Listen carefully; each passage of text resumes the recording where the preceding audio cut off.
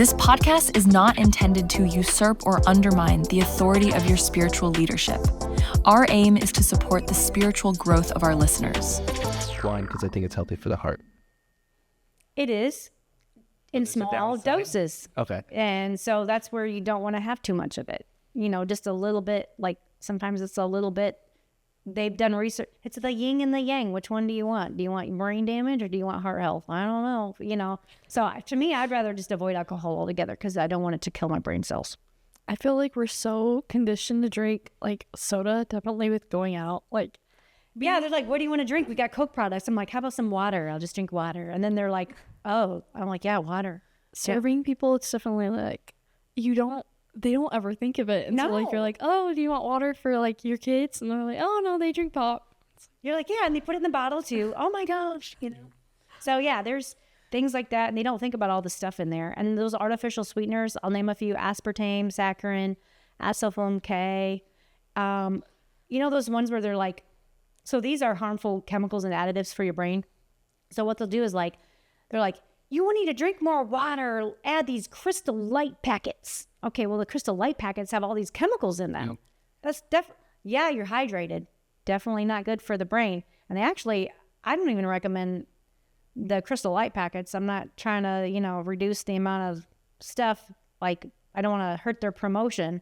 But those types of things actually cause like bladder spasms. Like you have to urinate more often. So like your body reacts to that by having to, it's not the fluid in there. It's like literally your bladder starts to spasm. You can research it if you want. All that stuff in there. So I feel like you just like rain on someone's parade. People who drink water with water. Yeah, but there's certain ones that are fine. If they use stevia, I'm fine with the stevia because it's a natural herb. And there are ones out there that use natural things in there. That's another thing, it takes time to get used to. If someone says, oh, I hate water, but if you're used to drinking soda and all those other things, yeah, it's going to be hard. It will be hard. But it's the cost benefit. Do you want to benefit your life long term and be there for your grandkids? Or be the cost of the system. Or do you need the cost of the system? And most people are like, I pay insurance, I pay Social Security, I don't care if I get sick. Well, you do when you're in the emergency room. Otherwise, you wouldn't go to the emergency room. So I think you do care about your health. So you need to figure it out, kind of thing.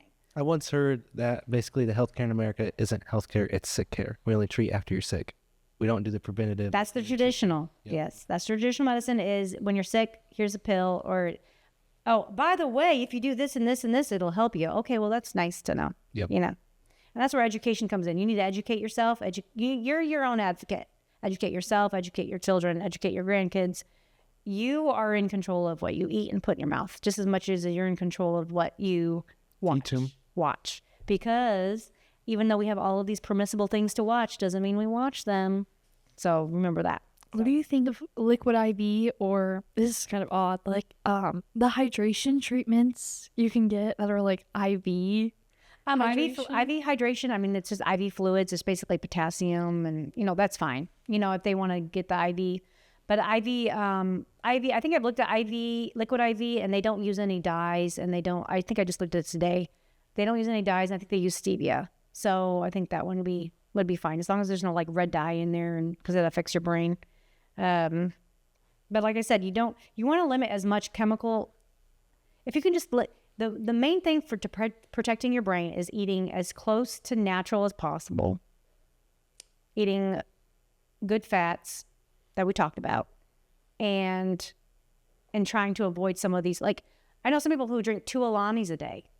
Or 3 Monsters a day. And they're like, oh, I just really love it. And I'm like, oh, well, where are those chemicals going? Yep. They're going in your brain and they're causing damage because your body can only handle so much inflammation.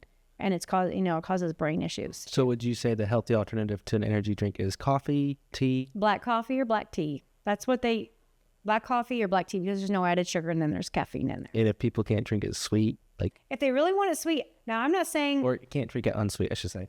Like, I have a hard time drinking unsweet coffee. So my thing is I'll put some oat milk creamer in there. Yes, it has sugar in there, but am I drinking a pot of coffee every day with all the sugar? No. So you have to balance it out. What am I doing every day? I'm eating lots of fruits and vegetables. I'm drinking water. I'm doing this thing. I want 1 cup of coffee in the morning with my sweetener. Yeah. It's fine. Yeah, I try to use raw honey.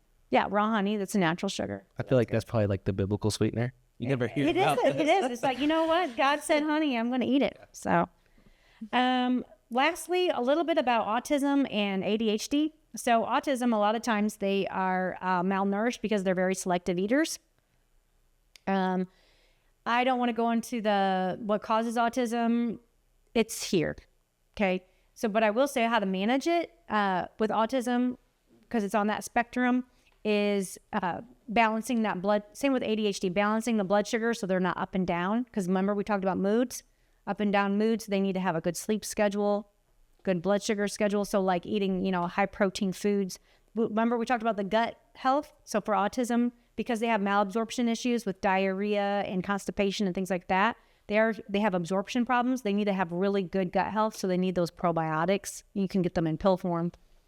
Some of them, because of their texture issues, they really don't like certain things. And so they'll eat the same thing all the time, or textures or same textures. So you can Google an AI, how do I get my child with autism to eat more fruits and vegetables? And it'll give you ideas. I mean, there's the amount of resources out there there's plenty. The other thing is you want to make sure that they don't have any like red dyes, or they want to have those good fats. Now, the good fats that we talked about, the saturated fat's not good, but the unsaturated and the fish, they help that myelin sheath that covers your brain. So your brain's really fatty. You need a lot of good fat. So if you want somebody with brain issues to be healthier, you want a lot of good fats. Just think that. Good fat, avocados, nut butters, things of that nature. So same with ADHD. You want them to have a good sleep schedule, balance their blood sugars. They're going to crave sugar. ADHD people, they want sugar all day long. It's because their blood sugars are going up and down, and their brain is so active. And the only thing that crosses that blood-brain barrier is glucose. And so they use it up so fast and they just want sugar again, and they use it up again and they just want sugar again. So high protein, high fat for those types of ADHD, autism, I highly recommend. So anyway, to close up and to finalize, because we've talked a long good time, is traditional medicine isn't healthy. Isn't healthy. It's not preventive. And same with consuming foods. Like, just because it's permissible does not mean it's good for you. Okay. Eat more whole food based things, more fruits and vegetables, add that spinach, that rainbow, the peppers and the berries. And if it's from the ground, eat it. I mean, if it's not poison, don't eat poison. Don't eat poison ivy. If it's from the ground, eat it. Nuts and berries and things, and try to have less packaged things and when you read the label, you want as little in the label as possible. Like, there's some tortillas out there. So tacos, for example, you want the tortillas in the refrigerator aisle that has the 3 ingredients: flour, salt, and I think it's like some water. And you warm them up and you make your tacos. They're so good.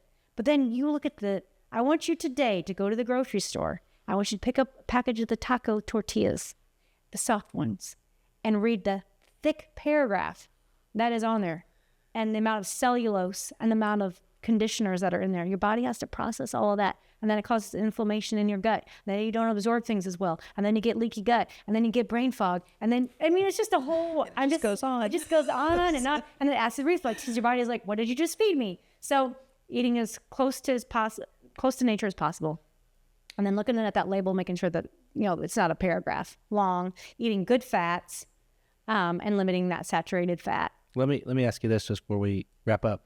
Kind of a two-parter.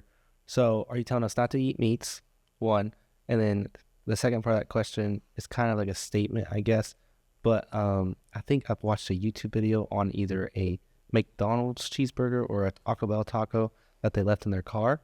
And it never molded. Never molded. If your food doesn't mold, it's probably not healthy. Probably not. That is true. Because it's preserved so much, and your body has to process all of that. Your body can process it, but then it's going to make your organs work a lot harder, and those chemicals are going to go somewhere. I mean, if the air doesn't eat it, why would you? True. Or, I've thrown food out, even vegetables that are from the grocery store, and the animals don't eat them. Yeah. So I think genetically modifying some of our vegetables over time, like I literally will throw things out and like it becomes untouched by raccoons, by possum, by chickens. I'm like, is there something in that vegetable or fruit that is like, but it's modified, and they're just like, what are you doing? Would you ever hear of a raccoon being picky? They are. If it's modified, they're like, I don't know what that is. I have heard that. Go shop at a farmer's market over a grocery store. Like If you can. I mean, we live in a society where they're just not available as much. So just cost benefit, do the best you can with what you got. If you know something, try to do it. You know, what is it? If you know not to sin, but you sin, it's sin for you. You know, like if you know not to do something, you do it anyway. You're like, if you know something's not good for you, you know, try to work it out. Try not to do it. You know, and then your meat question. Meat, yep. I'm not saying don't eat meat. There's the extreme thinking. Okay. I'm saying eat lean meat. Okay. As in like low-fat chicken, low-fat turkey, low-fat beef, deer meat, things that are lean that don't have that saturated fat as much in them. If you see a lot of marbling, that's a lot of fat in there, like in the ground meat. You want to get that 95% lean, 90% lean meat. You want to get jerkies that have a lot of the fat taken off. You don't want to eat. Some people are like, see them eat a steak and they get the steak and the prime rib and it's covered in fat and then they're chewing on the fat. I'm like, yep, could be. So, but if you want a steak, get a loin because it's lean. Learn about lean meats if you want leaner meats. Okay. And then just don't have them like overdo it, like, you know, like every like lunch and dinner. Yeah, I have heard that. Like, I want to say a popular guy is like Jordan B. Peterson. Oh, he's like red meat every day.